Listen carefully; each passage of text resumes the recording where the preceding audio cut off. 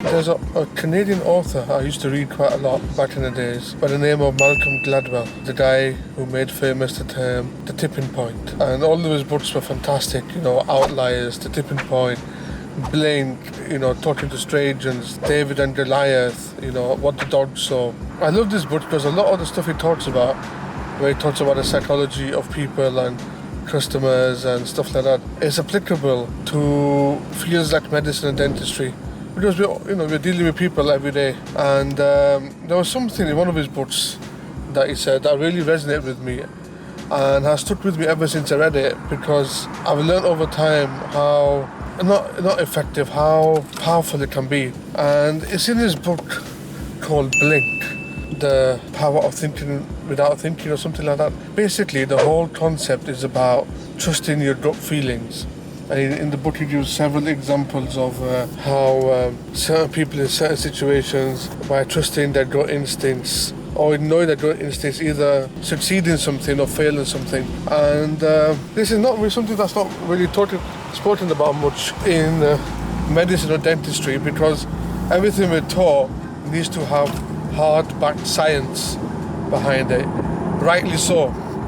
Evidence-based science, and things like gut feelings you can't really do scientific studies on with hardcore backed science.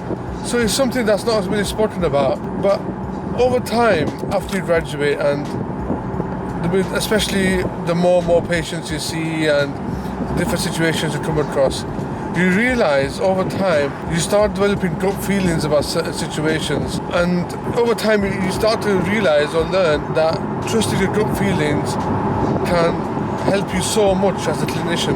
From everything to when a patient's talking about something, you got a little inkling that either they're not telling the full story or there's more to the story, especially with situations such as managing patient expectations. Sometimes you feel like you've explained everything, the patient understands exactly what's going on, and if there's some risks involved, you've discussed them, but you get this inkling, this little gut feeling that's saying that, oh wait, there's something not right here. And especially in the younger days, you sometimes ignore that inkling, but over time you realize that the inkling is there for a reason. There's something that your body is picking up that isn't in tune with what's going on. Either it can be something with what the patient said, or their body language, or the way they've said something, and you've learned over time to trust that gut feeling. It can really help you. It's something that not many people talk about, but a lot of the clinicians over time start to fine-tune this little feeling that they get, and they can't explain it. And it's one of the communication things that I think needs to be a little bit more widespread or spoken about a bit more, especially for the newly graduates, because your gut feeling still needs to be tuned, because you're not really coming to many clinical scenarios. But over time you start to realize that trusting your gut instinct and having the confidence to do so can be a very, very effective tool in your toolbox.